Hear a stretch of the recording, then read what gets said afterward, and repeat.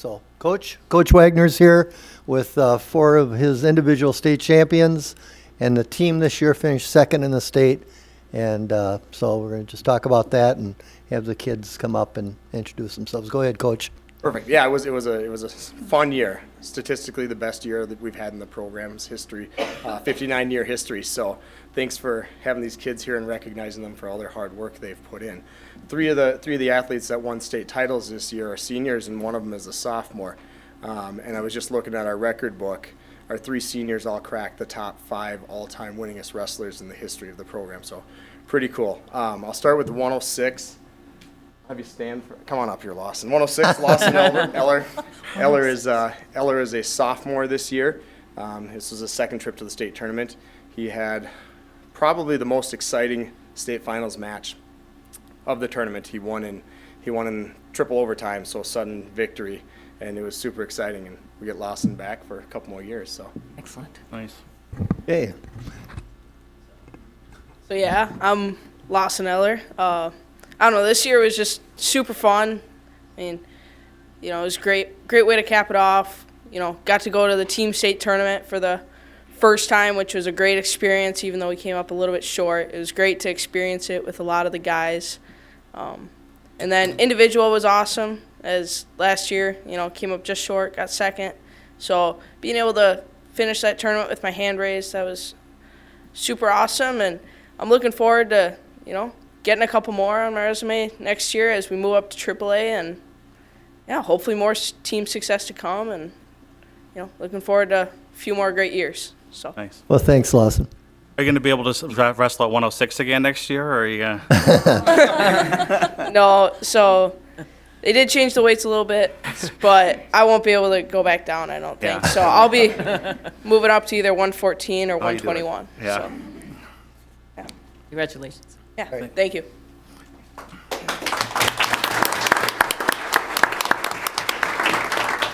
next one to win a state title was Coy Biskins at 145 pounds, and Coy's making his way up here, but as he's cracked the top 15 win percentage in the history in the state of Minnesota. He ended his high school career with 188 wins and only 6 losses.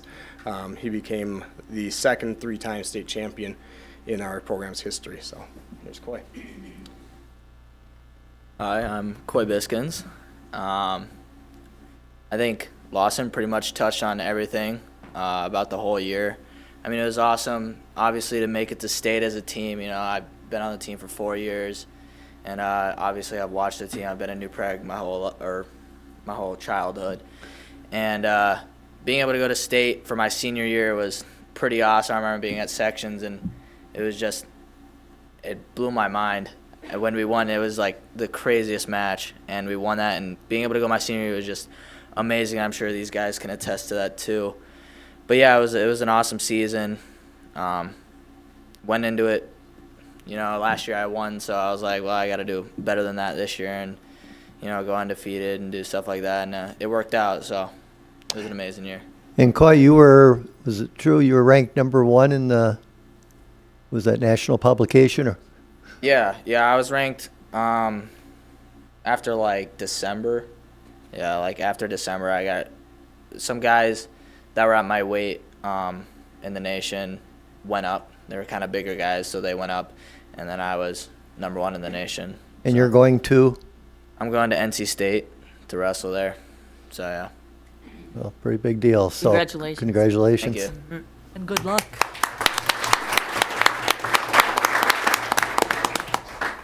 Then the following weight class, actually up one weight class, 152, was Colton Bornholt. Colton Bornholt is 5th on our all-time win list. He finished, as a freshman, he finished 4th in state, then 3rd in state, then 2nd in state as a junior, and he capped it off following that pattern as a senior. Won an exciting match as well in overtime. So, you know, Coy dominated all the way through, pinned his kids all the way up to the finals, and then teched his kid in the finals, but lost, and Colton kept us on the edge of our seats. Yeah, it was a great year wrestling for New Prague and a great way to end it off, and it was really fun. And I'm going to wrestle at St. Cloud State next year. So, great way to end the year, as they said before. And Colton was, going to matches, he was probably the favorite one because he was so aggressive. He was always wrestling to win. There was no fear of losing there with that guy. Called him the Hammer all the time. That was his name. I mean, he looks like a wrestler. I mean, so, but congratulations. Congratulations. Congratulations. All right, and then the fourth state championship we had this year up at 195 pounds is Joey Novak, and he ended his career with 199 career varsity wins. Last year, his junior year, he was dealing with an injury, and then there was a year where it was shortened, but he should have surpassed that 200 win mark, and he had an absolute dominating state tournament. He pinned his way to the state finals and pinned his kid in the state championship match, so he left no question who the best wrestler was in Class AA. So I'm Joey Novak, and these guys kind of touch on everything. It was just a great, fun, successful year, always working hard, and it was just super fun and great way to finish out on top. And I'll be going to the University of Wyoming next year. Wow. Yep. Congratulations. And Joey is my neighbor down the street. So we have a And real he's still wrestling good. neighborhood. So congratulations. One last thing to note before this season started, in the 59-year history of the program had 10 state champions, so to add 4 to that list was a very special year, and it's because of kids like that work together. They pushed each other the whole time, so super fun to be a part of it, and I'm proud of them. Nice job, Coach. Thank you.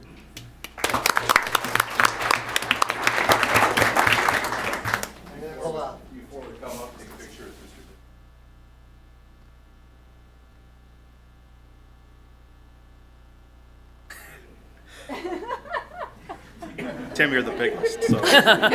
He's wrestling 99.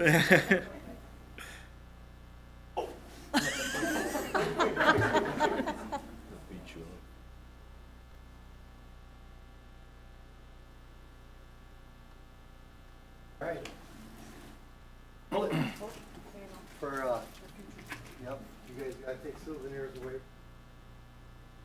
Break sunglasses. Hey! You can't get these at Ace Hardware either.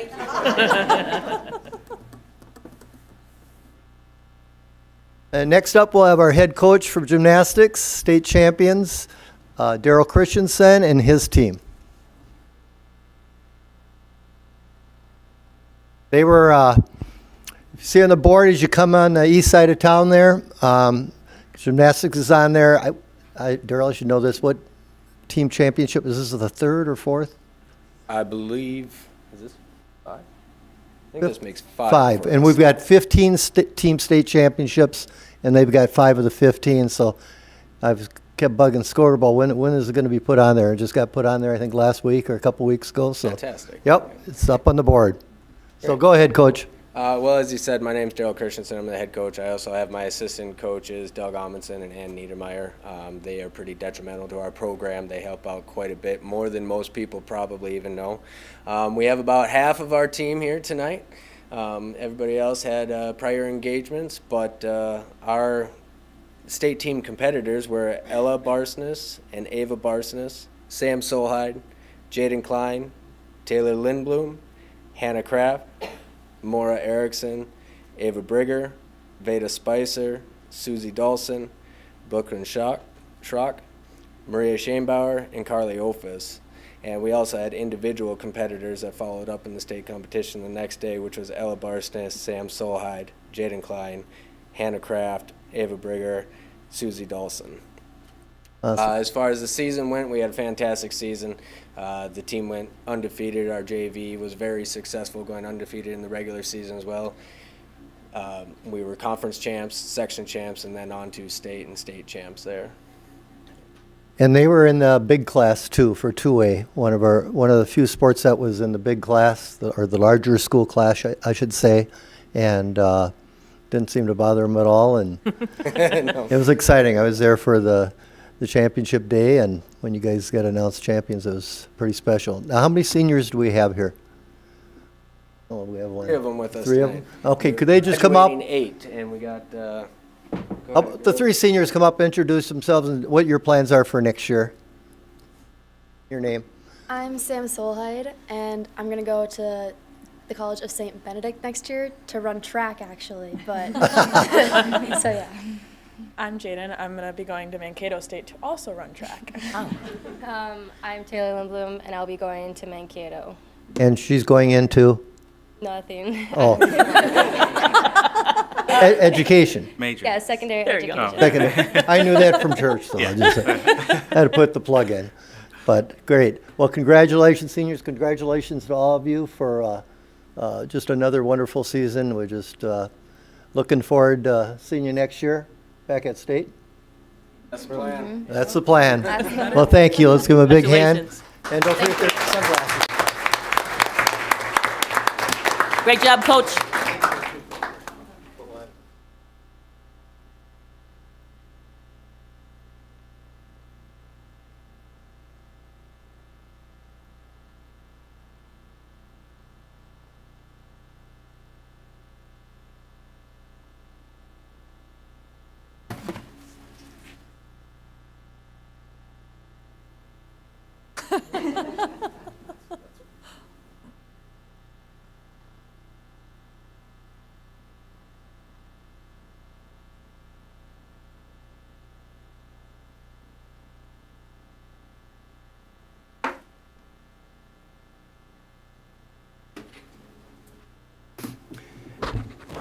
And next up, we'll have Barb Zwaber, advisor for the Bridge Club.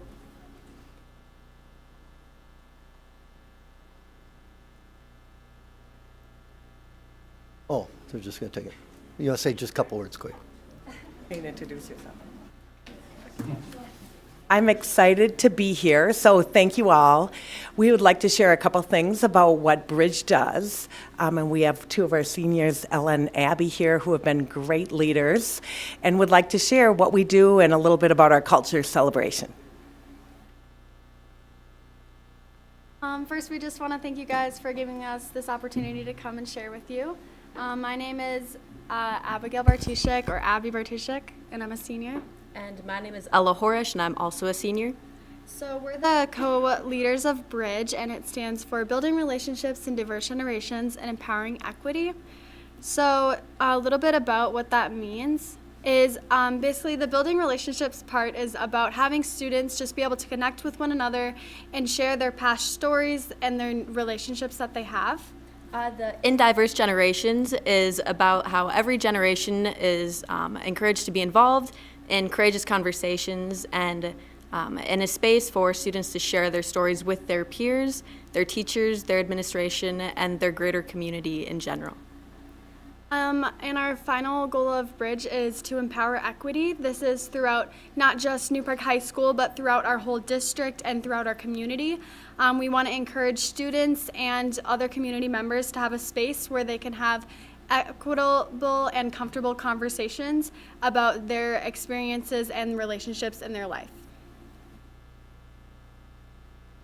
So some of the activities that Bridge Club does throughout the year consist of stuff ranging from volunteering at elementary and preschools all the way to like bus driver appreciation and making cards and posters. So we have really a wide variety of activities that we are very active in, but the one main thing or the main project that we have decided to really commit ourselves to this past year is the Culture Celebration. The Culture Celebration is a place where students can inform and share with others about their unique cultural or diverse backgrounds. And we held this at New Prague High School in the cafeteria this year. There was 15 booths, and they were all different, ranging from different ethnicities, different countries, and different religions.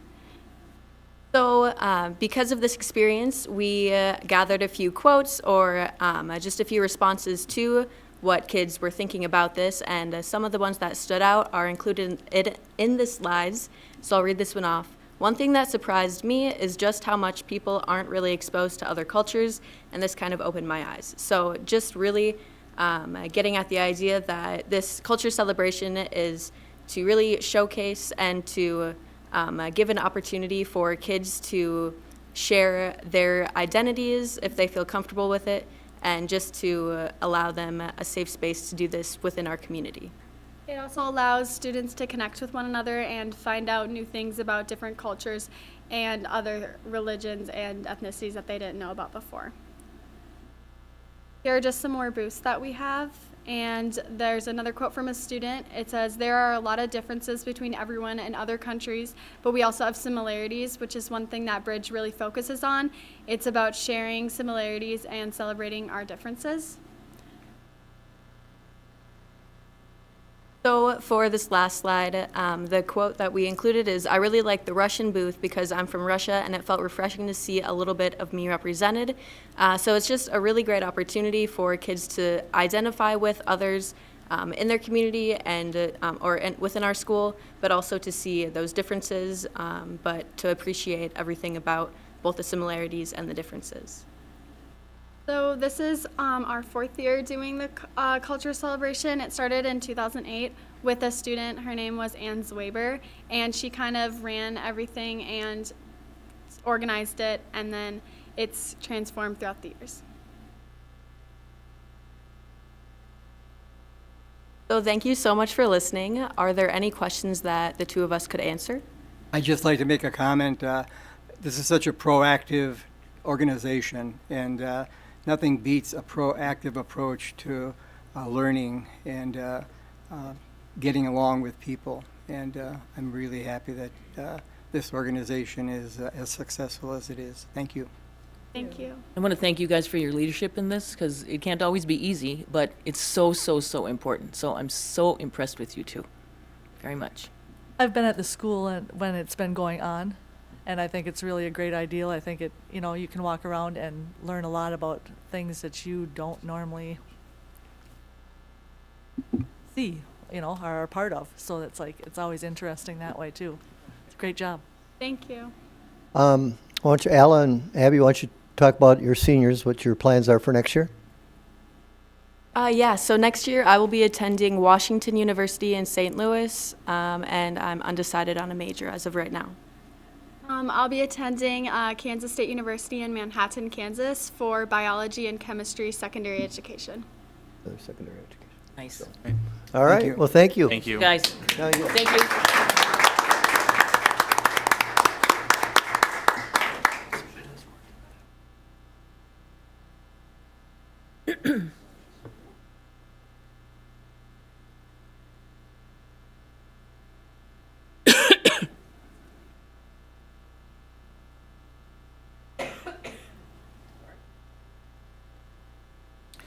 All right, moving down the agenda, we are going to do the open forum. We actually have 7 speakers tonight.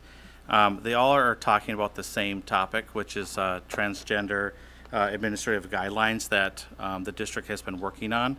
And I'm not going to comment after every person speaks, just because this isn't something that's actually on the agenda tonight. It's actually scheduled for the work session that's coming up next month. Where we're going to be working with our attorney to go through the recommendations that they are putting together for us regarding this topic. So I welcome everyone to come forward as I call them.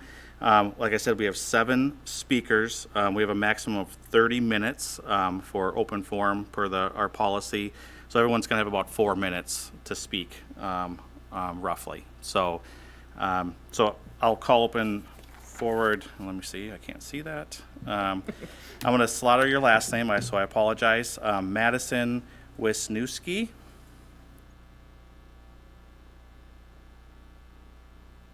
Okay. All right. Not here. Then next on my list is Tara Moore.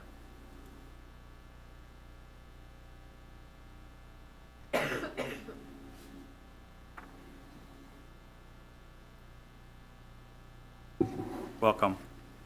Hello. Am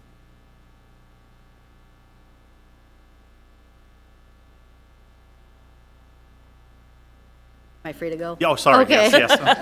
Okay. Sure. Go ahead. I hadn't initially planned on speaking tonight, but my children mean the world to me, and I am their voice. So I'm here today to speak about guidelines pertaining to transgender and gender nonconforming students. That's to be determined, these policies that are coming up. I've read through the proposed policies and procedures thus far, and I must say that I am not pleased. My children are new to this district this year. I pulled my children from the previous district because they abused their power, didn't listen to parents, and there was a major overreach of government. I understand that it is your job to create these policies and procedures. However, the proposed policy and procedures that I've read over regarding transgender students leans one way and one way only. It accommodates the transgender children, but it does not accommodate the rest of the population by large. These recommendations disregard freedom of speech and freedom of logic.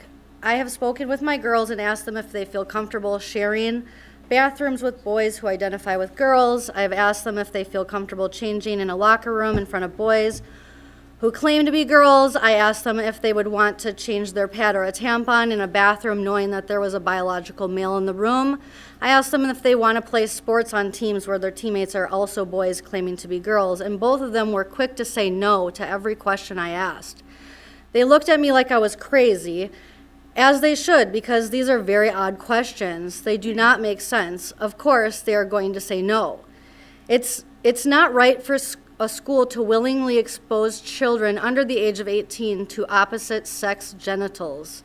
This would be a crime if you did this in the privacy of your own home to neighborhood children. What exempts a public school from these laws to expose my daughter to being exposed to male genitals at their age prior to adulthood? I know you have some very big decisions on your plate this summer pertaining to these policies. Although I believe we would still be catering to an illness, it is my recommendation that you provide transgender students with their own bathrooms, their own lockers, their own sports activities, etc., and to stop normalizing something that is not normal. Most medical experts suggest our brains fully develop by age 25. The brainwashing of undeveloped minds needs to stop. Forcing our children to live someone else's lie is not okay. Besides my 2 girls, I also have 3 additional stepchildren. That makes us a family of 5 children total. I know this district is in need of money and has made many budget cuts recently. It's sad to watch things go, like middle school girls basketball that my oldest daughter enjoys so much.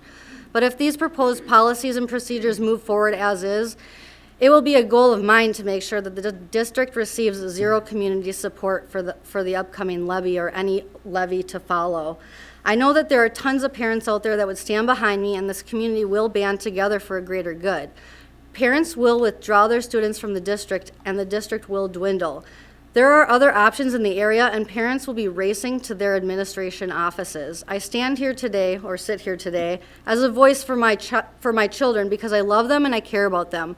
Not only do I care about our children's future, I care about their mental, physical, emotional, and spiritual well-beings. Our policy needs to be reevaluated and rewritten. That's why I showed up today, and why others like me will continue to show up. Thank you for your time. Thank you.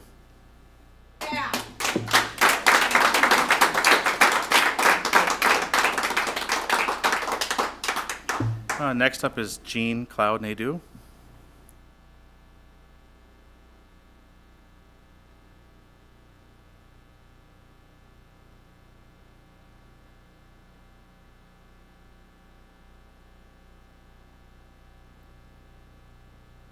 Go ahead. Hello, thank you. Hi. So I'm here to voice my opinion against what is being proposed. I am sorry,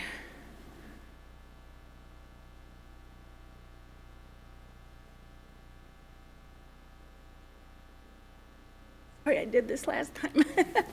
I'm a parent of my daughter who is dealing with this transgender issue. She currently identifies as a boy, and my husband and I love her through it, but this isn't normal. And I wouldn't want any, just like the First Lady said, like, that's not normal. We shouldn't expose our kids to that. And and I know my child has had some mental health issues going through this identity crisis, and the school's been great with that, but it's not something, it's brainwashing. Like, ever since COVID, she's just been online and has met kids just like her, and this whole agenda that's been pushed on them, it's like when you go into the Army, like your boot camp, you go in one way 2 weeks later, or however long boot camp is, you're a different person. It's because they're always coming at you with this, and with these kids, they're always on media having this pushed in them, and so it's not normal. This isn't how they should be, and and I don't think we should cater to that. I mean, I think there's other ways that we can help them with counseling or whatever to help them. I don't know. I mean, that's what I've tried to do with her, just love her through it, and you know, if she needs counseling, she gets it, but like, I'm not supporting her trying to get surgery, hormone therapy, none of that. She knows that we're against that. But me as a parent of a transgender child, I do not support this. This is not right. Thank you. Thank you.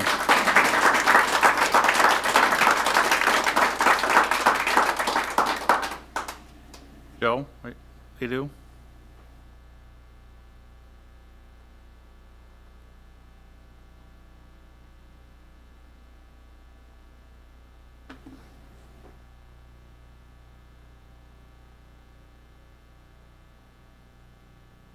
I think my wife covered most of what I agree with her. I agree with the first person that spoke. Our kids are being force-fed an agenda, you know, and as a parent, you know, I feel like I failed her, you know, and I don't want to see any other parents go through this and promote this nonsense. So, you know, it's everywhere now. You can't go into a Target without seeing something, you know. To me, this is mental illness, you know.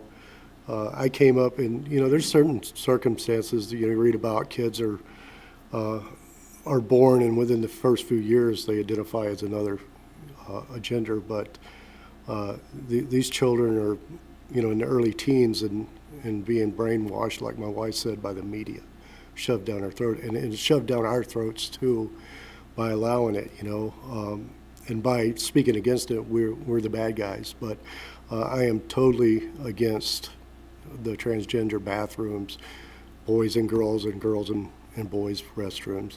That's all I got. Thank you.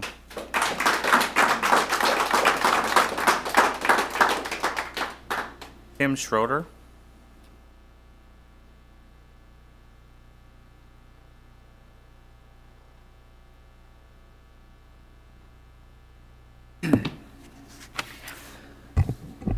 Thank you. First of all, I just want to thank all of you for what you do in serving our community, because this is a very difficult topic that we're all talking about, and I'm glad I'm not in your seat and I just get to, you know, fight for my kids here. But moving on, there are only two genders, biological males and biological females. We have a responsibility to protect the boys and girls in our district. Children, those 18 years and younger, are not equipped to make decisions about trying to artificially alter their gender. Once they're an adult, they can do what they wish. If we allow the woke gender ideology to persist in our schools, we are sending boys and girls down a very painful path, both physically and emotionally, for the rest of their lives. I have a few questions, some of which you kind of already addressed, but are the requirements that were in that letter that were released, are they state or federal level, or is New Prague able to decide against this? Just posing a question for the future.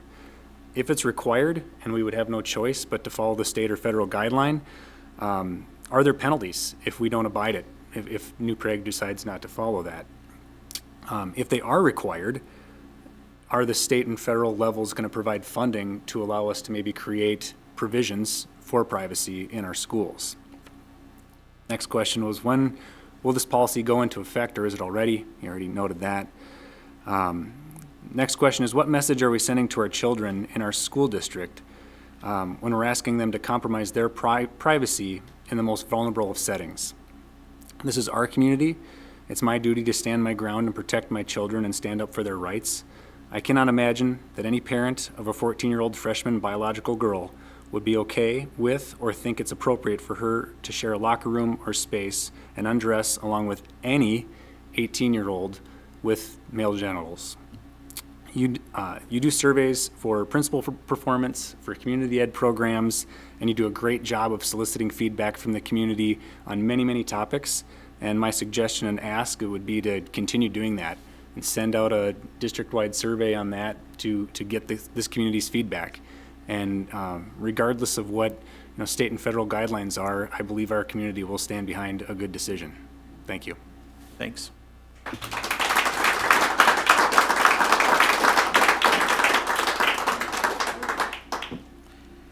Douglas Adams. Okay. And then John Enquist.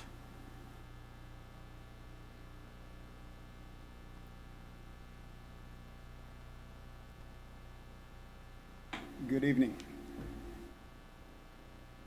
Thanks again, as Tim just mentioned, for all that you guys do. You deal with lots of really difficult topics, and I'm sure this one has been and will continue to be for you as well. So thank you for all that you do for our kids and community. I will echo all of the same thoughts and sentiments that were mentioned earlier as far as concerns goes. My background is I have 3 boys at various levels in the district participating in school, and so I'm not speaking as far as boys go, but I'm really concerned for girls in particular, as was mentioned, for a variety of reasons. I don't think it's appropriate for kids to have to make some of these types of decisions or really have the ability to do that at a certain age until they're really adults, okay? So I also wanted to pose the question of, I read through the policy. I do think it really does just cater to a very small subset population of our student body as a whole. And so I would just ask that you all look for the best interests of safety and what's fair and right for the majority of students. So keeping that in mind. And then I wasn't quite clear reading through it.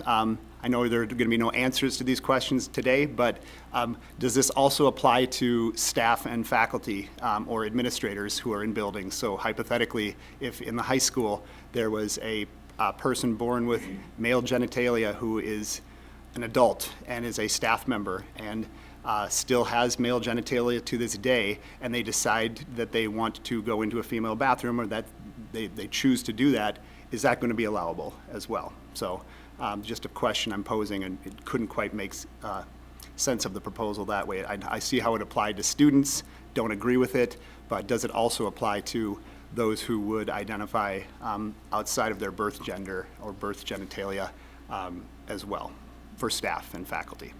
Thank you. Thanks.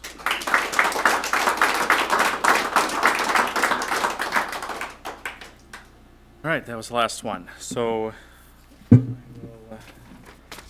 can now move to the approval of the agenda. Do I?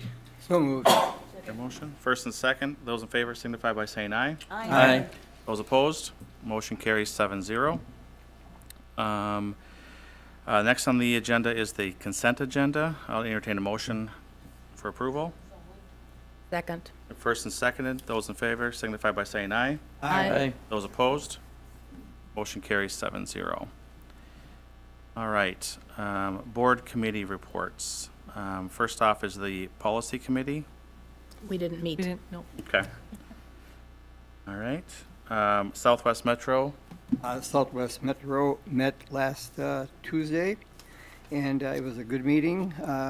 Probably the highlight of the meeting from my standpoint is that the sale of the Carver East Union School went ahead, and it's going to be in our set of buildings that our Southwest Metro now owns, and it'll be dedicated to the schooling of children with mental illnesses.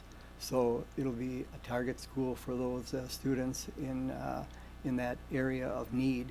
And it is an area of need because the other 2 facilities that we had were already filled as far as space was concerned. So a great thing that we have here, and the financing for it was super as well. We're getting it through state grants that are renewable for the next 3 years, I believe. So it'll be part of our buildings without us having to put out any taxpayer money for that facility. So really happy about that. Then the rest of the meeting was a typical meeting. We had some donations. We had reports about the different programs and the size of the enrollments and the number of staff that we have in the different programs. We talked about upcoming events and again, the June 20th Equity Day at Prior Lake is going ahead, and Southwest Metro is a sponsor of that program. So I hope some of you folks can join in attending that Equity Summit. And I believe that takes care of it. Okay. Oh, one other Okay, thing. go ahead. We did approve the budget for the upcoming year as well, so we had that taken care of.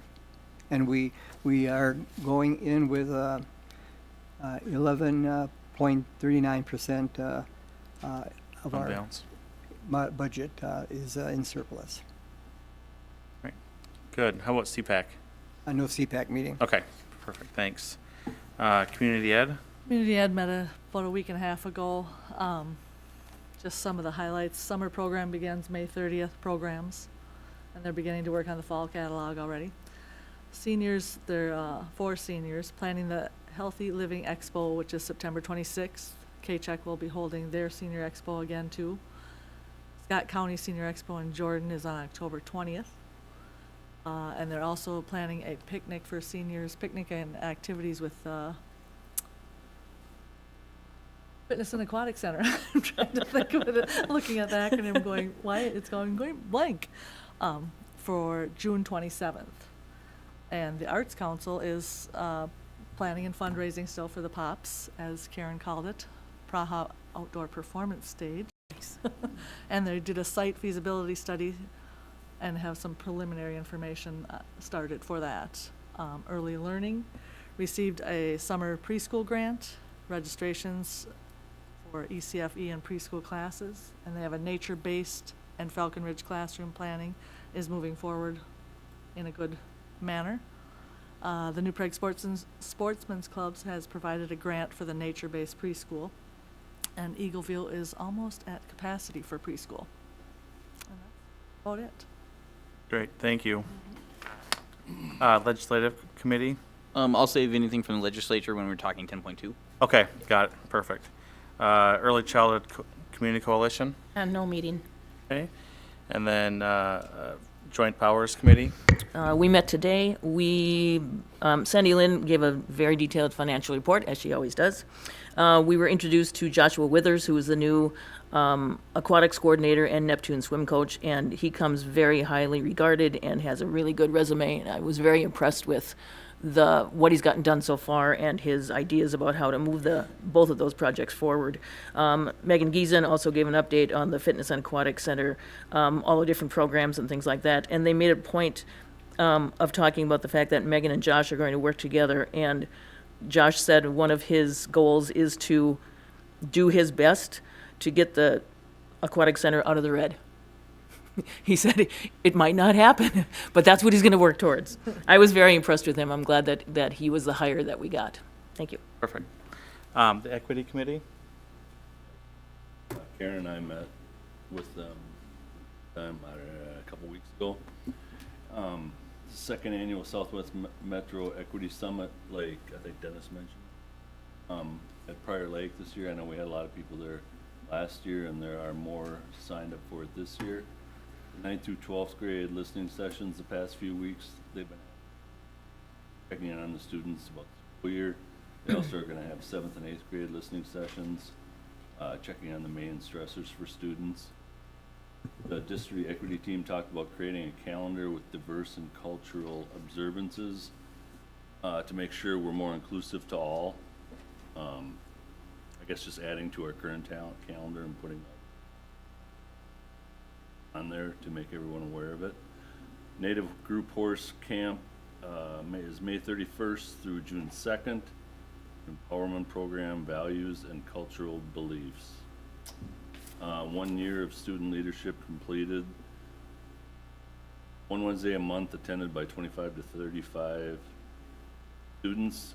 New Prague High School, or New Prague area school staff and community members lead each session on developing leadership capacity. Topics ranged from finding your passion and purpose, how to handle failure, and creating personal value system. And continuing education for the staff with the Powerful Learning Conference August 9th will be a full-day conference, provides a wide variety of opportunities to all educators. Okay. That's all I got. Okay, thank you. Tim? Oh. Did I catch you? No. You got two But more the readings. last day of Tim. school is this Thursday, I know that. Always nice getting out in May, and with our calendar that we do. So the kids are, I know our staff is ready to be done. So last day on Thursday, but this Friday in the morning, we've got our interviewer celebration with the breakfast at 7 and the program at 8. Just give you a preview, there will be one last video. And then we've got graduation commencement that night at 7 o'clock. And the forecast right now, not that any meteorologist would be wrong in this area here, but looks like 77 and sunny right now. So like I told you in my email that we have no backup inside plans. So it's to the next night or 2 o'clock on Sunday if it's not good the next day. So I always worry about that, but we've, someone asked the other day how many years we've been at Trojan Stadium. My first year, this is my 10th year as superintendent, the first year the stadium wasn't done. We started making plans for it. And really the first year was my second year, and it was rainy and windy. That was the only time we haven't been outside. We were inside. So 2015, we were inside, and that's the last time, and we've gone, well, it's hard to count the COVID year, but it's been beautiful weather every time in Trojan Stadium. 2018 was delayed just a little bit. It was still beautiful. Delayed. Delayed view. I do remember there was people who wouldn't give up their seat in the aluminum bleachers, but yeah, that was an interesting night. A little stressful, but we made it through. So we're looking for a beautiful night for our graduating seniors. It's going to be a real neat experience again. So that's all I got. I have a question. Do you have to resubmit to the state or someplace to get us on this calendar every year? Every 3 years. So next year, Sean Brandt's one that's been handling it. Okay. And so we'll have to get it in next fall again to get approval on this. That's a great question. So, we'll have to do it again. And then I should just mention this too. You saw, whether it was the Bridge Club or the wrestlers or gymnastics, the gymnasts that we had here tonight and the coaches, I mean, I'm just grateful and fortunate we have such good kids and such good coaches leading them to excellence. And those are just some, small examples of the kids that we have. And as you can see, some of those seniors, they're going to be very successful as they move on to post-secondary and beyond. So very proud of them. Great, thank you. All right, moving to the reports and discussion items section. So first up, we have Sandy. We're to go through the preliminary 23-24 budget presentation.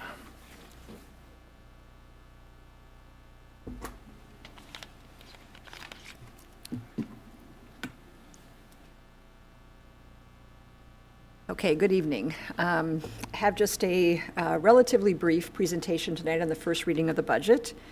We will be approving the final budget at the end of June, and that's the statutory requirement, is we have one by June 30th. So first of all, I want to cover where I think we're going to end up for 22-23, and there was an attachment in board docs that outlines all of the revenue expenses by area. Right now, our revised budget that we approved in December had us at a $2.8 million unassigned fund balance, or 6%. When we set the budget reductions, I used 3.4 million, or 7.3%, and my current projection is almost $3 million, which is 6.5%. There's a couple of reasons that we didn't, hit that projection, and mainly due to revenue. So we lost approximately 25 ADMs due to the high school online classes, And we didn't become aware of that until after we had done all of this work. I also over-accrued for our 21-22 special ed aid due to tuition estimates. That's always the wild card, is how much we get charged for tuition for our students being served, our special ed students being served elsewhere. And so I carried that so that was about 100,000. I carried that into this year too. Again, not knowing for sure what that's going to be. So that's about $200,000. The local revenue is higher due to interest and MA revenue, medical assistance revenue. Our interest revenue should be up back where it used to be or higher because of the increase in interest rates throughout the year. Overall, we're going to come in under budget, a little over $300,000 for revenue. And when we did the projections and set the budget adjustment amount, I assumed the historical 0.5% higher than budget. So that difference really is the difference in that reduced fund balance. I have to say 6.5% still, I mean, is pretty good. It's 0.5% higher than the revised budget, so I still feel good about that. But it is slightly lower than what we had planned on. Expense factors, there was a lot going on here.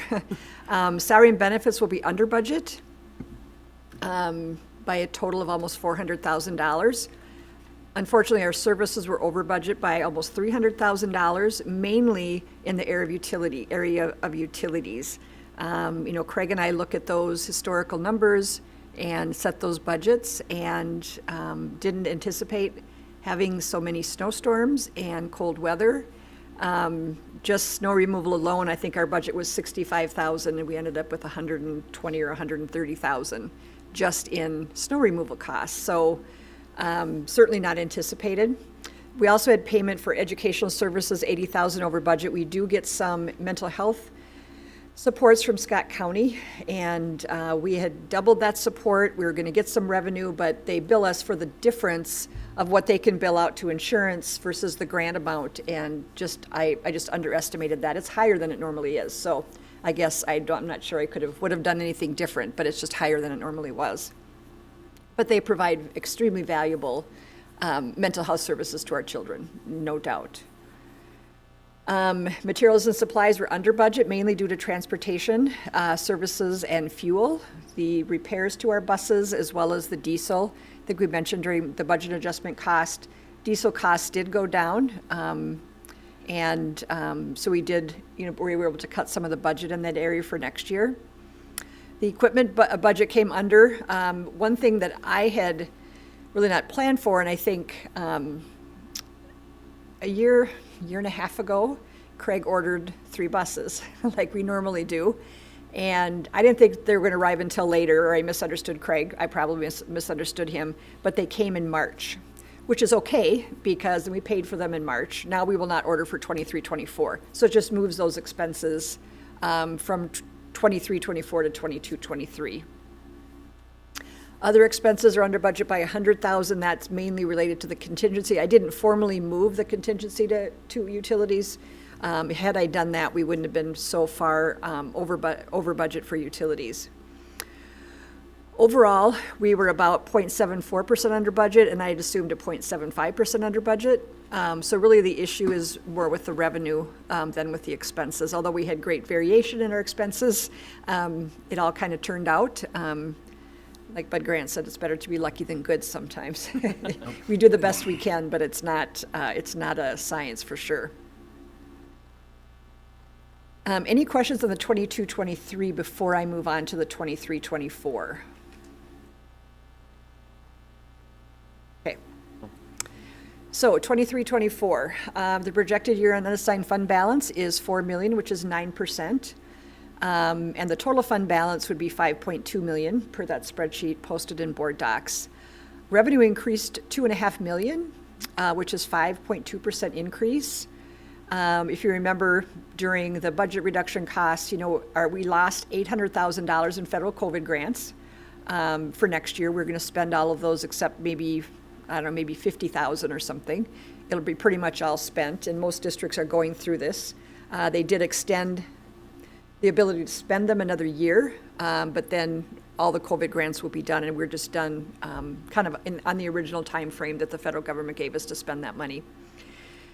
Unfortunately, we have lower enrollment than projected. I'll go over that a little bit later. We did have an increase in state funding. I will detail that on a later slide.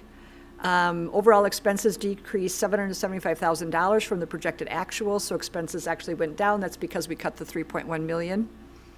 I put in a $250,000 contingency fund this year, just because budgets are very tight, and as you'll see in the next slide too, we're right on the cusp of having to add a couple of teachers in the elementary too, so I put that $250,000 in.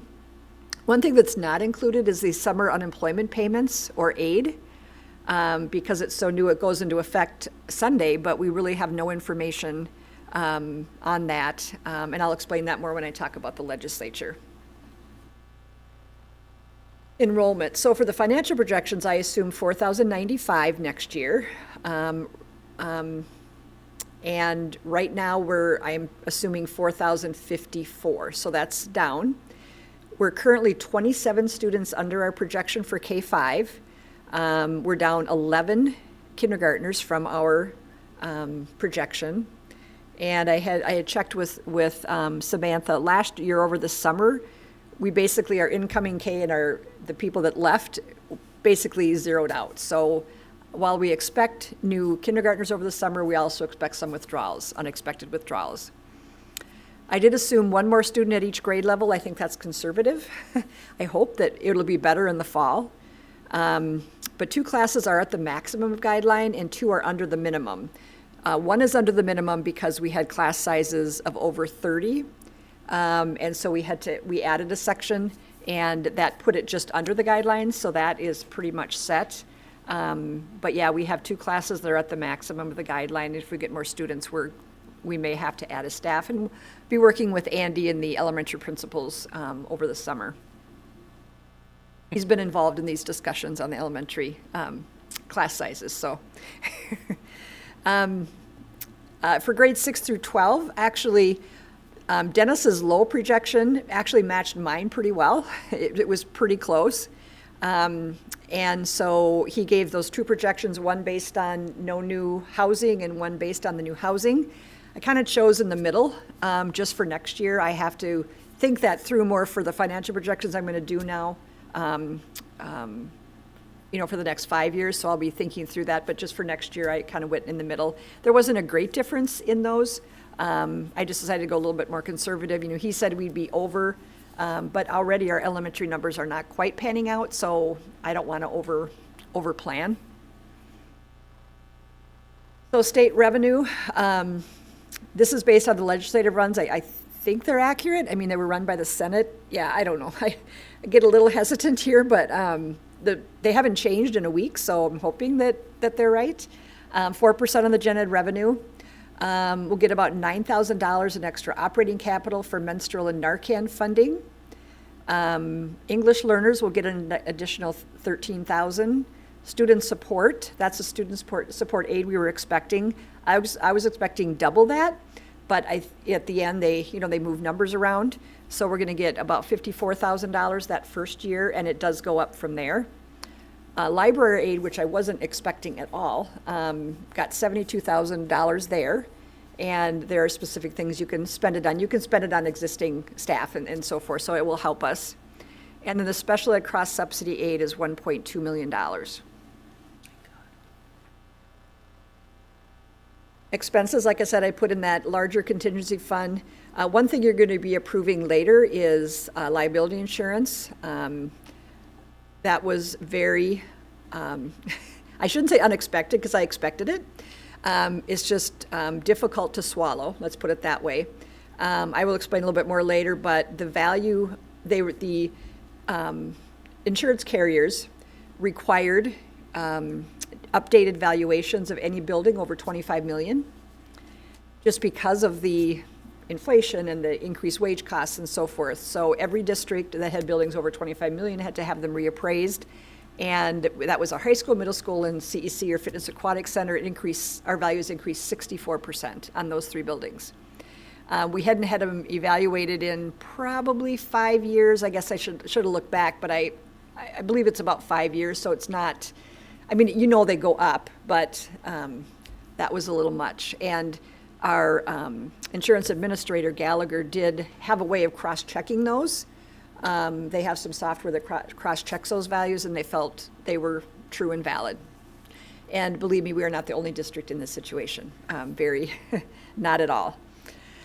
I added in election costs in case we go out for a levy. That's not a lot, but it's, I wanted to do that. And then again, we're not ordering buses in 23-24. We will order some buses in January 25 for the 24-25 year. We can't put off another year of ordering buses, but there's a pretty big wait for the buses. You can't get them like you used to be able to get them. Any questions on the 23-24 preliminary right now? This is a list of the capital and LTFM projects. At the bottom, of course, the high school tennis courts were approved. The bid was approved last meeting. And we had put all the expenses in our 23-24 LTFM plan. And now we're starting it this year. We'll have half paid in this year and half paid in next year. And we really cut down the special projects as well as the building allocations, just trying to temporarily, plug that budget hole. So we have, the only real project I guess we really have is a new firewall. That's $60,000. That's kind of big. And so those are a list of our special projects that we have going. They'll start this summer. Is that related to like what happened in Rochester? Like, is Yeah. that kind of in response to that? Yeah, well, you just have to update that every once, Okay. yeah. And we put in a new firewall, I think it was 3 years ago, so it's really time to update that. And yeah, there's significant issues with schools and these cyber attacks. One of the things that we talked about at Southwest Metro was we are insured through MIST. Yep. And Yep, that, we have cyber insurance. And that is yep. our coverage also for cyber attacks as well. Right. And it is as well for Southwest Metro too. Yep, so. yep, they're part of MIST. And it's good coverage too, from what I've Very been good told. coverage, yes, very good coverage. And a lot of districts, one of the advantages of being in MIST is it's a large group. And a lot of individual districts can't even get cyber insurance right now in the state of Minnesota for schools because the attacks are so prevalent. You hear about the big ones, but you don't hear about, the littler ones that happen. And yeah, Rochester, I was talking to the finance director at Rochester last week, and he said, yeah, try to put together a budget with all systems down. It was interesting for him and his staff. And just, yeah, it's a real issue And when you it have to happens. have good safeguards in place for that insurance as well, so, Yeah, there's requirements, yep. This year, we actually added $100,000 in costs into our budget for those requirements that the cyber insurance company has. Gotta have them. Yes, and even with them, you're not totally safe. We are doing phishing training with all of our staff. I don't know, do you get phishing training emails as board members? Haven't yet. Okay, yeah. Enough If I did, I don't don't know. need them. Oh, boy. I've passed all of mine so far. I passed 3 of the 5. You passed 2 of the 5? Okay. It's a good thing you're leaving. Good thing you're Get leaving. fired with that kind of fail rate. Yeah. Go ahead. We only got 35 days left.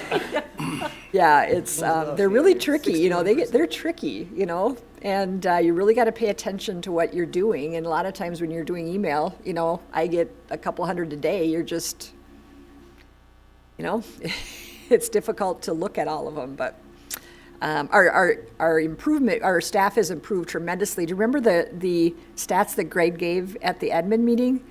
Like at first we were like only passing like 30%, and now we're almost double that. So people are learning. So we're doing quite a bit. And we gotta change our passwords tomorrow.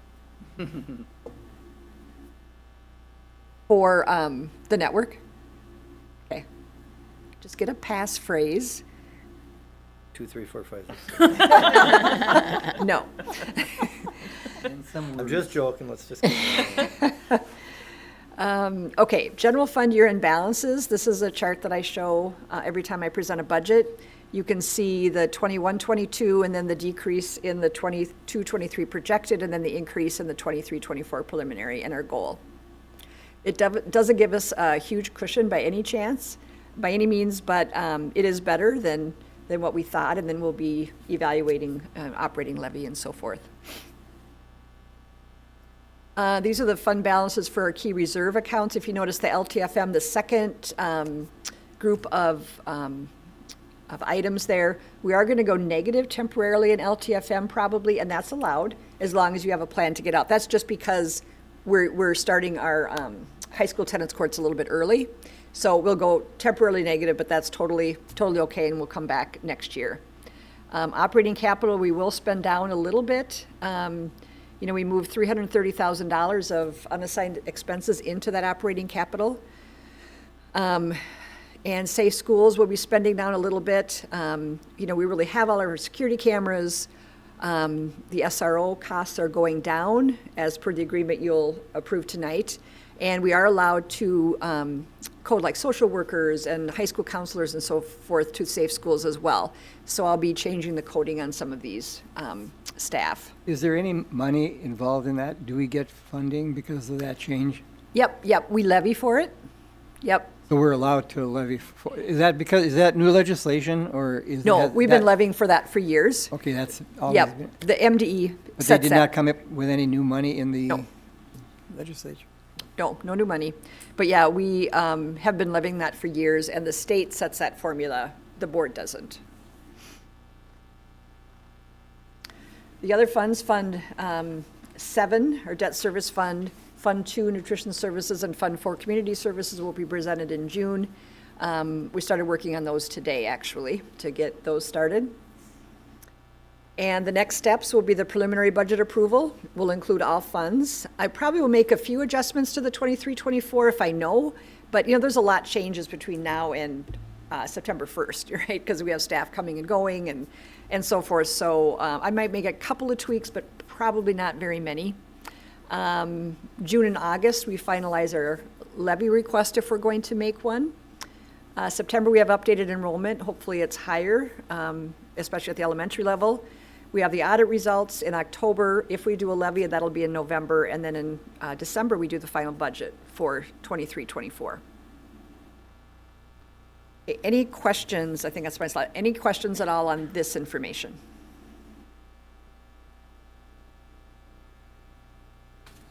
I think the next item is the legislative update and then operating levy information. I put the legislative update first because that topic will lead into the operating levy discussion. So the legislature was very busy this year, for sure. It did a lot of things. They put $2.3 billion for the next biennium and $3.2 billion for the biennium following that. So they had a lot of tails, in other words, and they increased some funding. The formula is 4 and 2. I use 4 and 4 in my projection, but I did not include any special ed cross-subsidy aid. So, and actually that is higher than what we would. If you remember, 1% in gen ed aid is about $300,000. Will that cross-subsidy aid cover us? It only covers right now 44%, and then in 3 years it goes up to 50%. Got it, thanks. Those 44 for the next 3 fiscal years. Okay, got it. Yeah, special ed cross subsidy is 44% for the next 2 years and then 50% in fiscal year 27 and later. Okay. But it stays at 44%. We have an English learner cross subsidy aid. That was our $13,000.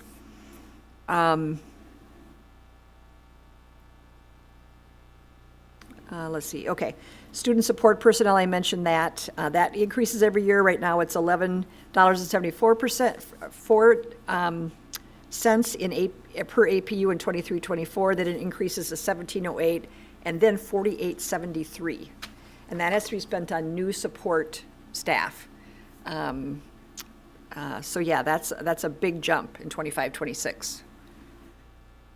School unemployment for school year employees is effective Sunday. We cannot levy for these expenses. There is they had one-time funding of $135 million that runs through 6/30/27. And I don't have any information on how that's going to work. I think they estimated what it might be, and I don't know if we'll get fully reimbursed for our costs or not. I don't know how they did that calculation. That's for all non-licensed staff, is that correct? That works school year. Okay, so how many individuals is that roughly for us? All the bus drivers, all the special ed paras, all the nutrition services, and some clerical. Okay. Yeah, so quite a few. Some goes to different funds, like community services goes into, that fund, nutrition services go into that fund, but in our regular fund, we probably have 50 special ed para and 30-some bus drivers. I mean, it's a lot of people. Mm-hmm. And the idea is that the funding, is it going to cover it 100%, or we don't know yet? We don't know yet, because Okay. they just allocated this amount. I don't know how they determined that amount, and that's for the state. Okay. And then starting in fiscal year 25-26, we can include our special ed para unemployment costs they will calculate our special ed aid, including that unemployment cost for our special ed paras. And again, that special ed cross-subsidy aid is increasing as well, so that will help. It will not cover all of it, but it will help with the special ed paras being covered. Well, partially covered, not fully covered, yeah. They have several, I should say, probably 10 to 12 teacher and staff shortage programs, of which we probably, some are at the college level preparing teachers, but we will not probably benefit from any of those programs. They're going to require 8-hour paid training for paras that will be reimbursed by the state. Now, we already offer this paid training, and so I'm not sure how that will work for us. I don't know. Compensatory revenue, if you remember, our compensatory revenue went from about $180,000 to $600,000. This legislation holds districts harmless through 26-27 until they figure out how to recalculate that aid, because with the free lunches, the free and reduced rates are going to go down. That's kind of a conundrum they're going to have to work through. Extend special services for students with disabilities until age 22. Right now, that's 21. There's that big READ Act. They allocated $70 million in aid to districts, but no really details on how that's going to be distributed, and Marn's working through those. It's a pretty complicated, lot of requirements and training, and we'll have to see how that plays out. School library aid, like I said, districts will get, there's going to be a little bit of an increase in pupil transportation, sparsity, homeless, and foster. Again, I don't have any idea how much that is going to bring us.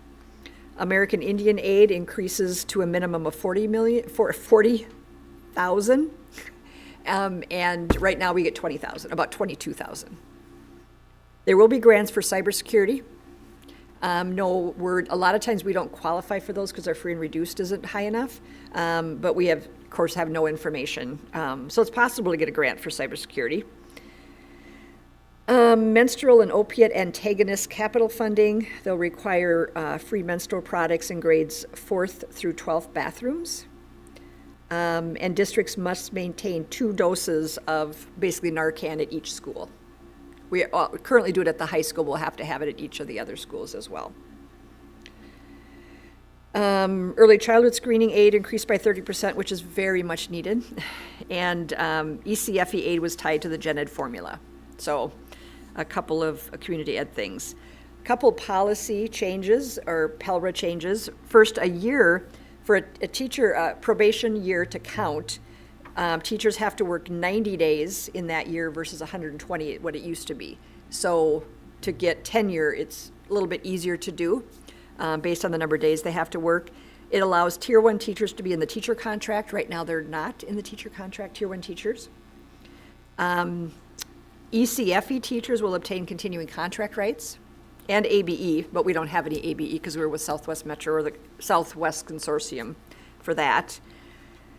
They'll require a district to pay all employees full wages and benefits for scheduled hours during an e-learning period, and to allow employees to work from home if possible. Basically, they need to be on call. So that is a pretty big change for us. Class sizes have to be reported to MDE starting this year. Yeah, so I think those are the main ones. I mean, there's lots of other ones, but those are the main ones. Dan, you said you might have a couple of comments on that, or questions, or? So generally speaking, I've been talking to some members in the House and the Senate and things like that, and one point that I would make that's a common issue that comes up in our group is every single one of these laws that are written has been written by experts in the field.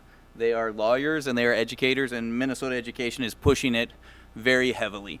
And we rely on experts a lot on this board, and we all know that these policies and procedures are a mess, and they are the product of experts. And so I encourage us, as we talk to our legislatures and things like that, we take our responsibility to vet these things a little more seriously as we traditionally default to the expert.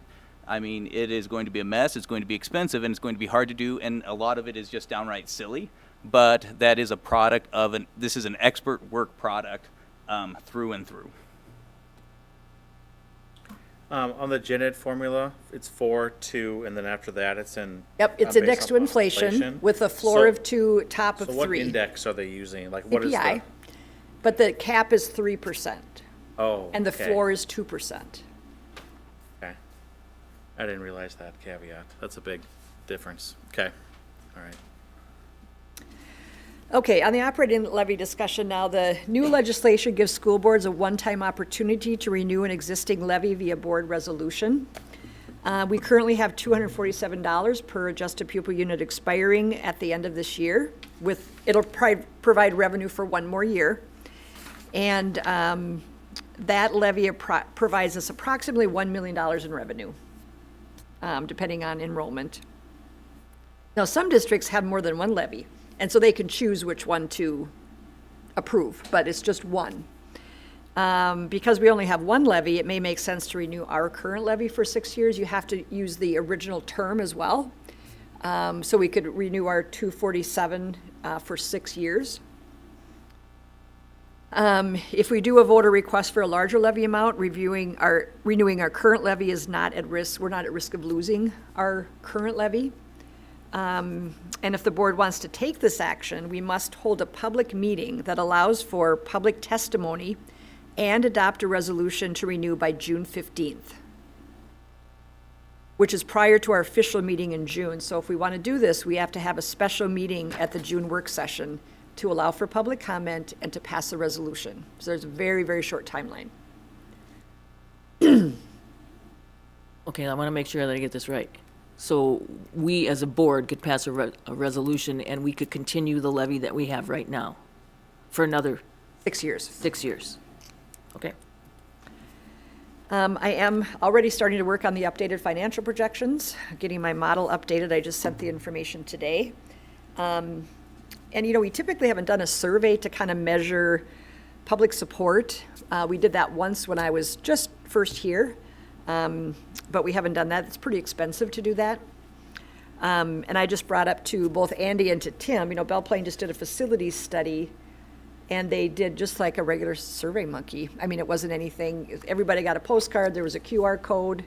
You just scan the QR code. I went and I did the survey, and I don't know if that's something the board would want to look at doing, or if we should just move forward. We'd have to have the amounts, because we'd have to have the tax impact on those.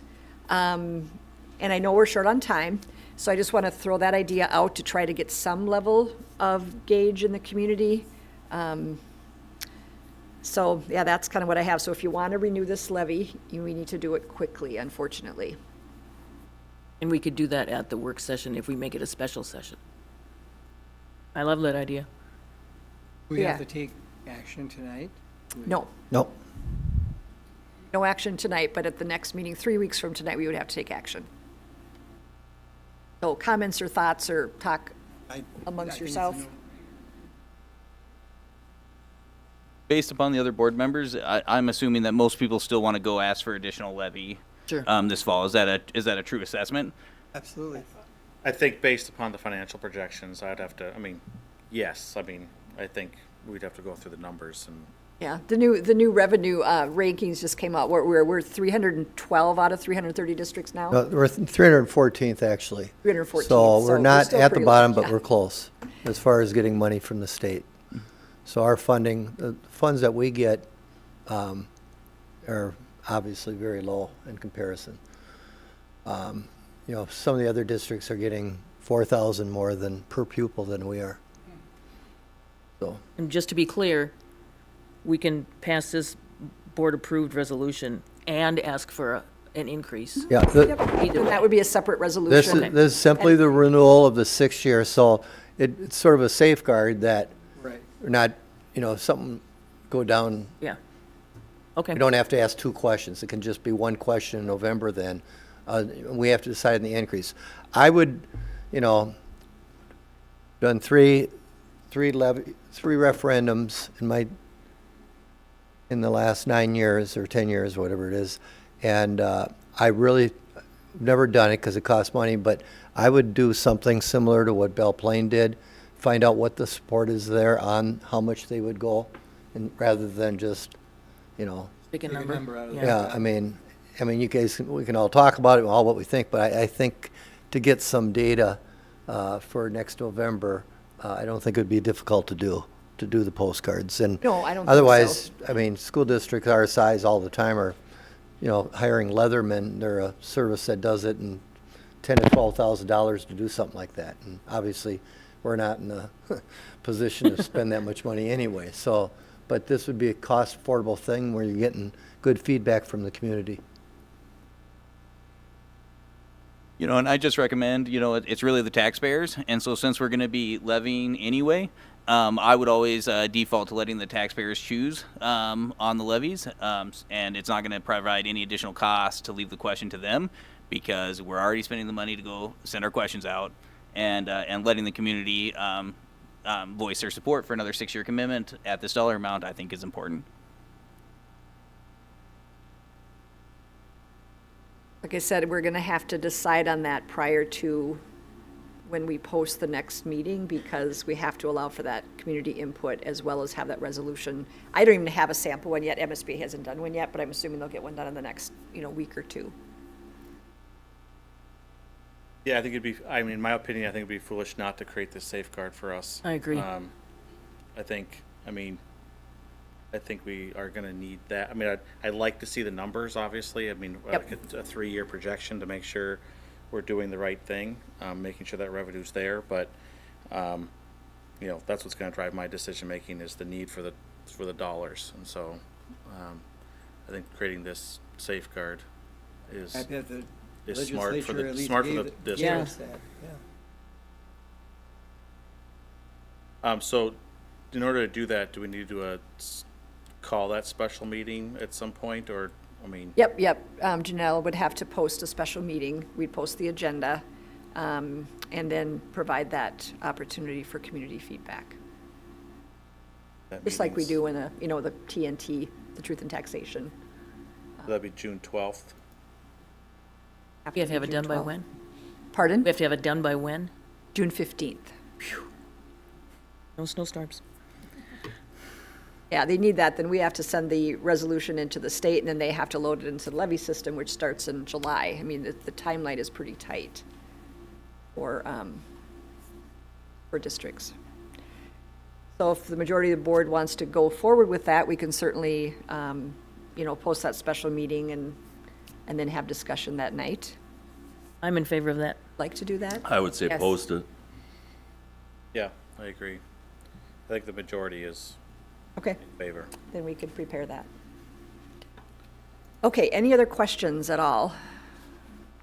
Maybe at the work session, we can talk about, trying to get some feedback from taxpayers.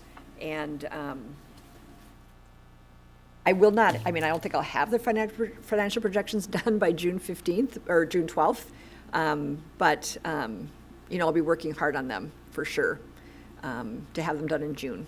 How long do we have to get feedback? It's just Doesn't matter? no. Okay.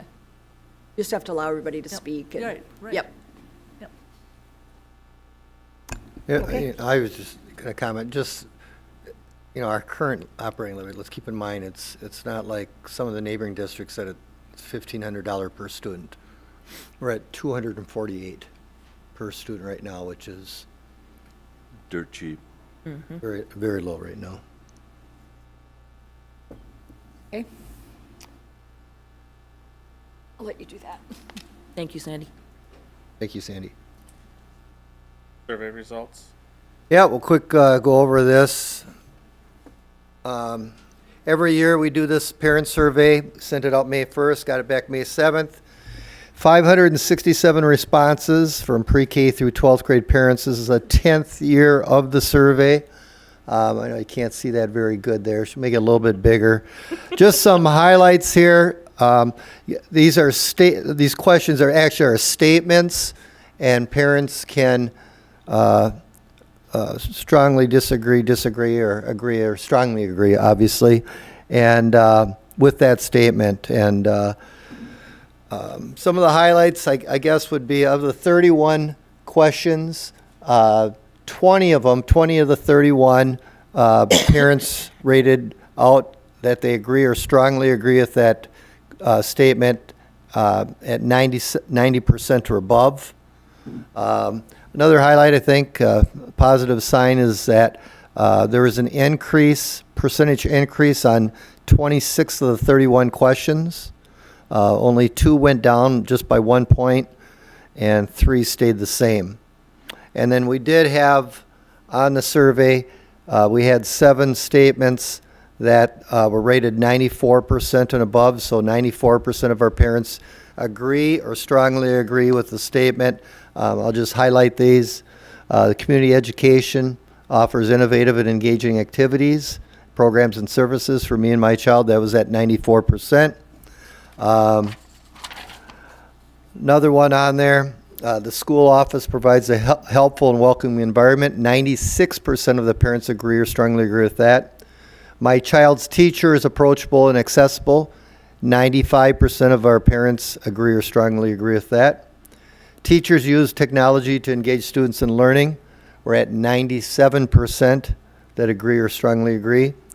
My child's school is clean and well maintained. That was the highest one at 98%. My child feels safe at school. 94% of the parents agree or strongly agree. And my child's school provides high quality fine arts, music, art, and theater programs. That was at 94%. So those were the 7 highest ones. And yeah, there's a lot of good things that came in there. And you have a comparison on this from all 10 years. Last year, obviously, was a tough year, and as you can see on the scoring, but I think we rebounded very well, and I think it's just a good metric to have to gauge every year, and I know that's tied into my superintendent's goals, and the superintendent question even went up 7 percentage points. I want everyone to notice, please, to 89%. Yeah, they heard you were leaving. A lot of people abstained on that one. Well, the year they thought I was going to leave was 94%. Okay. No. So anyway, yeah. So it's just I just wanted to share that with you, and really I think, you know, when you talk about the people here in our district, I mean, obviously that has a lot to do with everything. It's not the programs, it's the people within those programs, the teachers and support staff. You talk about the custodians. I mean, the high rating we get on our buildings being clean and well maintained. You know, the clerical at the schools there, welcoming environment at 96%. So it's everybody in our district. You know, teachers and support staff with clerical, and bus drivers on transportation, custodians and administrators and everything. So very proud of it. Any questions? 567, what kind of response rate is that for all parents in the district? Remember how many it goes to?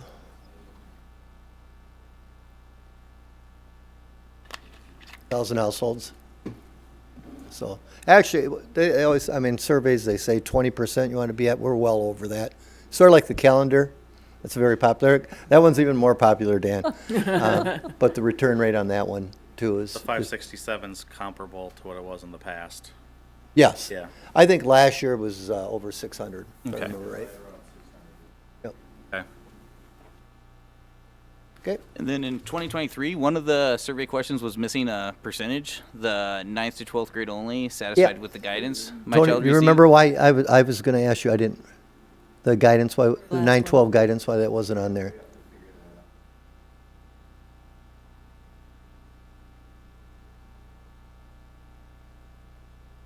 Okay, that had to be done manually? Okay, I'll get that to you. Yep, I'll get that information up. Okay. And then do we do any corrective actions from the survey results? It looks like the lowest 3 categories we have are people feel that discipline is being handled appropriately in the schools, the respect level, and then the guidance counseling. You know, have been that way a long time, and they seem to be lower than normal a little bit. Relative to the other ones, yeah, I would say so. Yeah, these are shared with the administrative team. Disciplinary issues went up from the last year. Yeah, in 2014 though, we started out at 92.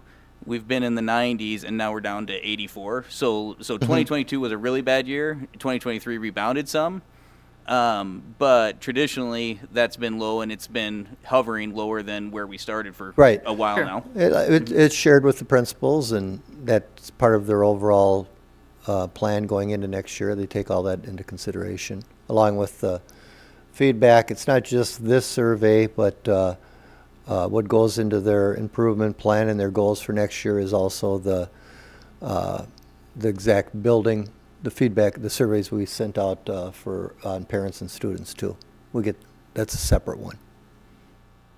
So if I understand correctly, there would be in the building plans items that would be addressing some of these areas to try to improve our responsiveness. Yep. If we were looking there for what we're doing specifically in these areas. Yeah, sometimes with the building, but especially with individual, the principal.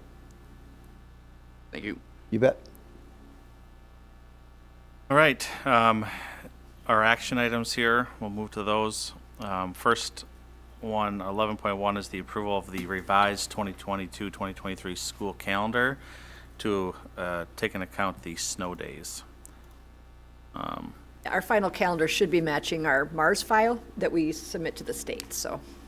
All it is. So let's entertain a motion to approve this calendar as stated with these snow dates. So move.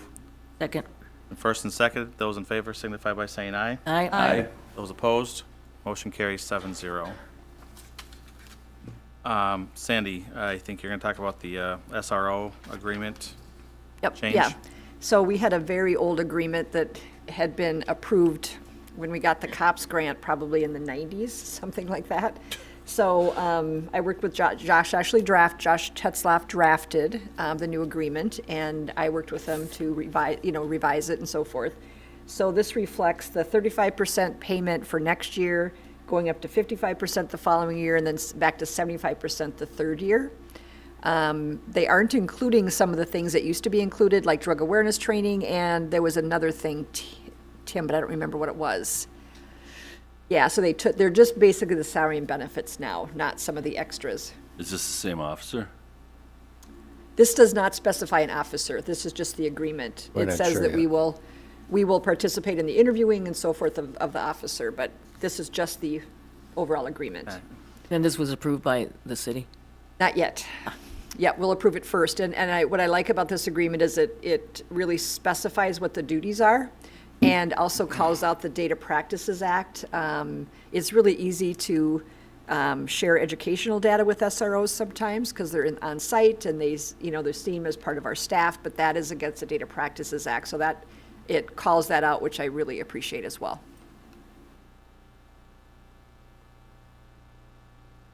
Any other questions? I've got 2 questions on it. For automatic renewals, I'm always concerned with 5-year automatic renewals. Is there a specific reason we didn't do something like only a 1 year at a time after the first 5-year period? If you miss your window, you're stuck in for another long period of time before you have an opportunity to withdraw from the contract again? Yep, I agree. And I actually considered that. And I had a couple of other changes, so I just didn't prioritize that. But yeah, you're right, Dan. I did consider just saying not an automatic renewal for another 5 years. But I'm hoping that the city and the And the school district will continue to have a good relationship as we have today, and that we will, see value in continuing that agreement. And so the proposal today, though, has the 5-year automatic renewal, and Yes. we'd be stuck with that for 5 years. Yep. And we couldn't fix that. The second thing I looked in the contract that I couldn't find was any limitation on the maximum cost that could come into the district budget based upon this program. And so it's based off, it appears to me that it's based off a percentage of whatever they pay. And, so for example, if law enforcement salaries were mandated in the next legislative session to triple, it seems like our costs would triple automatically with no opportunity to control those. And so I'm also very leery of contracts that have an open-ended maximum amount with no limiting, no limiting feature that says this is the most it can end up, if that makes sense. Yep, no, I understand that concern, and actually, I do have a chance. I mean, it's not been approved by the city council. I certainly could go back to Mr. Tetzlaff and ask him those things if the board feels like they would like me to do so. And then not approve it tonight? Right, we can approve it the next meeting. Table it till next time. Yeah, it's not, we need to have it approved by July 1st, because that's when it goes into effect. But if you prefer that I do that, I certainly can. I did have a thought about that, Dan, and now it left my mind. What would our max be if we were asking for that? I mean, beyond the normal COLA? I mean, I guess that we'd want to have some type of, if we're going to go to them with this, we'd want to make sure we know what we're asking for. Right. Yeah, I think we could, it depends on there. And when he quoted the figures to Tim in an email, he did say, it's not going to be exactly this because we don't know how much our contracts are going to change. I could ask him to put something like no more than a 10% increase or something like that. That would be pretty unusual. Hopefully, if they did that, they'd provide state aid, but that's silly of me to presume that, so. And we can always write the contract that we can evaluate it, and I think just getting the decision point to say it's costing way different than what we thought it was going to cost, and have both parties have an opportunity to come to the table and say, does this still work or does it not? And so any kind of language like that off a cost of living increase or a blanket 5%, even if inflation takes off, you could find yourself even within the inflation COLA, not being able to afford some things and have to make tough decisions. And so some type of limiting principle would be necessary for me to vote for the contract. Okay. And something new is that they would charge us, if we request police presence at an event, they would send us an invoice.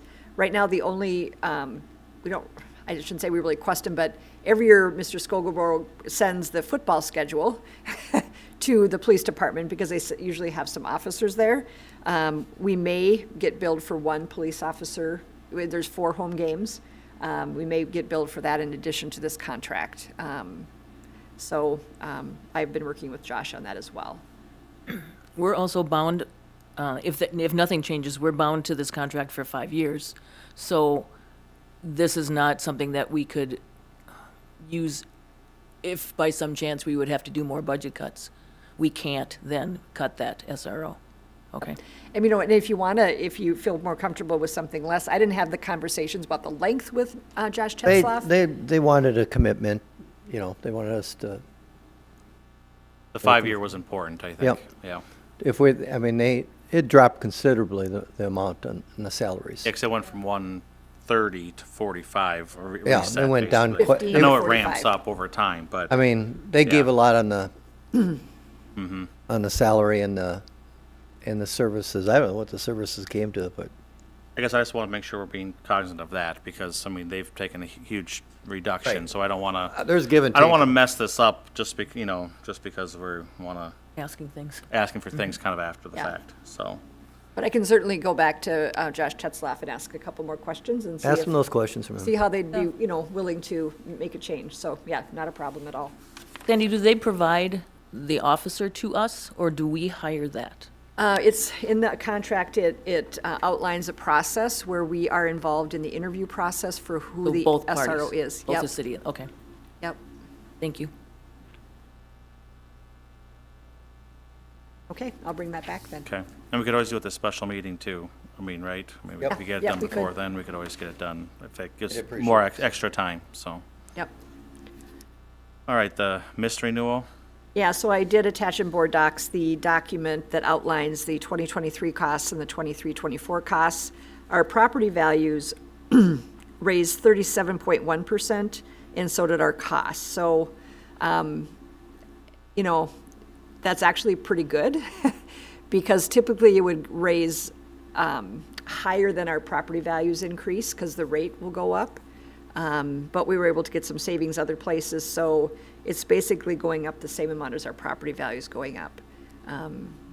This was not the highest increase that districts got. So yeah, it's very hard to swallow, but I don't think, we're not gonna leave MIST. We have a lot of money on the table with MIST. They do a really good job of managing this program, and I trust them. And, you know, I've been on the board since it was established in 2013. It's a very well-run pool. We're just in a very, very difficult situation. And they also noted, again, all the natural disasters that have been happening. It's you know, it's, insurance companies have had to pay out a lot of money. Any questions on the renewal? Do we need There to- was, Go ahead. Do we need to vote on this? Yeah, we have to there was approve. 3 categories in the insurance that I didn't know what they were. Okay. One was law, abuse, EBL, and then excess liability. Can you explain to me? I'm not quite sure what those insurance categories are. Yeah, so which ones exactly? So excess liability, EBL, law, and abuse, parentheses 3. The parentheses got me really Oh. excited to find out what that meant.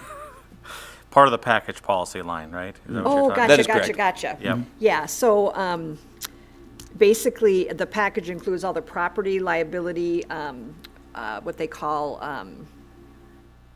legal liability. There's a name for it, I can't.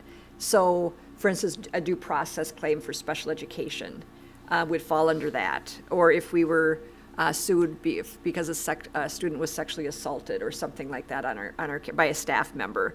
Excess liability is basically, we we're kind of self-insured in this MIST pool. So we contribute to the loss fund. You see our loss fund contribution is almost $150,000. And so we contribute that every year to the loss fund. And then smaller claims are paid out of that loss fund. So we only have anything over a claim of $250,000. So over that, they have a liability insurance policy with Lloyd's of London, and they have an excess as well that provides more on top of that. I can get you more details on the dollar amounts. I don't have them with me right now, but that's basically what it is. So we're covered in the event of a very catastrophic event. Thank you. Yep. All right, I'd entertain a motion to approve this insurance renewal. So moved. Second. And first and second, any other comments? All right, those in favor signify by saying aye. Aye. Aye. Those opposed? Motion carries 7-0. All right, now we have a resolution approving the Southwest Metro Long-Term Facility Maintenance Program. Yes, I'll entertain a motion at this time to consider the resolution approving the Southwest Metro Intermediate School District number 288 Long-Term Facility Maintenance Program budget and authorizing the inclusion of a proportionate share of those projects in the district's application for the long-term facility maintenance revenue. Do I have a motion? So moved. Do I have a second? Second. It's been moved and seconded to consider the following resolution. Be it resolved by the School District 721, State of Minnesota as follows. The School Board of Southwest Metro Intermediate School District number 288 has approved a long-term facility maintenance program budget for its facilities for the fiscal year 2025 in the amount of $127,065. The various components of this program are spelled out. The proportionate share of the cost of an intermediate school district's long-term facility maintenance program for each member school district is to be included in its application share and be determined by multiplying the total cost of the intermediate school district long-term facility maintenance program times a percentage that weighs the two components of each member district's portion of the total special education tuition billing and vocational billing. The long-term facility maintenance cost shall be funded through annual levy instead of issuing bonds. The inclusion of this proportionate share in the district's long-term facility maintenance revenue application for the fiscal year 2025 is hereby approved, subject to approval by the Commissioner of Education. How do you vote on this resolution, Karen? Yes. Jean? Yes. Matt? Yes. Mark? Yes. Kim? Yes. Dan? Yes. Dennis, yes. Item passes. And next, I have another resolution that I'd like to entertain a motion for, considering the resolution approving for Southwest Metro Intermediate School District number 288's Safe School Program and authorizing the inclusion of a proportionate share of this program in the district's application for the Safe School revenue. Do I have a motion to consider this resolution? So moved. Second. I have a motion and a second to consider the following resolution. The School Board of Southwest Metro Intermediate School District 288 has approved a safe school program for the fiscal year 2025 in the amount of $224,400. The various components of the program budget includes the cost for a school revenue officer, safety equipment, and non-instructional technology hardware. Upon a receipt of the proportionate share of the safe school revenue attributable to the Intermediate School District program, the district shall promptly pay the Intermediate School District the applicable aid for levy proceeds. How do you vote on this, Dan? Yes. Kim? Yes. Mark? Yes. Matt? Yes. Jean? Yes. Karen? Yes. Dennis, yes. Item passes 7-0. All right, and then you have another resolution for the termination and non-renewal of teaching Yes. contracts? I have another list of 4 probationary teachers who will not be given a contract for next year. And I'll consider a motion to consider the resolution relating to the termination and non-renewal of the teaching contract of the following 4 teachers: Alyssa Jacobson, Nicole Langeman, Sanaya Newmaker, and Sarah Wahlberg. Do I have a motion to consider the resolution? So moved. Is there a second? Second. It's been moved and seconded considering the following resolution. Whereas these 4 teachers that are probationary teachers in Independent School District 721, be it resolved by the School Board of Education District 721 that pursuant to Minnesota statutes, that the teaching contract of these 4 probationary teachers in Independent School District 721 is hereby terminated at the close of the current school year. Be it further resolved that a written notice will be sent to the teachers regarding the termination and non-renewal of their contracts. How do you vote on this, Jean? Yes. Matt? Yes. Mark? Yes. Kim? Yes. Dan? Yes. Karen? Yes. Dennis, yes. Item passes 7-0. All right, and the last thing on the agenda is the discussion or the approval of policy 514. This is the second reading. Do I have a motion to approve? So moved. Second. Been first and seconded. Any discussion? I've got discussion. Yep. So the purpose of policy is to create a framework for the administrators, teachers, staff, students, and parents to operate in. It is essential that we establish clear framework on how we expect competing needs and beliefs of our students to be addressed. This policy as written does not do that and is too vague. Bullying includes items that are objectively offensive. As we discussed this policy at our last meeting, it was clear to me that there was no consensus on what objectively means. According to the definition of objectively, it is a way that it is understood as a way that is not influenced by personal feelings or opinions. The way we implement our speech, bullying, and harassment policies, we do not use the word objective in that manner. The example used at the last board meeting was whether or not it is a violation of bullying policy for a student to state that they do not like using a locker room with students of the opposite sex. The members of this board said themselves that whether or not this is an objectively offensive statement depends upon who heard it. Since we are having trouble applying the plain language of our policies in practice, I suggest we simplify and use more specific language in these policies. For example, any kind of bullying and harassment policy should include language similar to this. Many disagreements result in hurt feelings but are not bullying.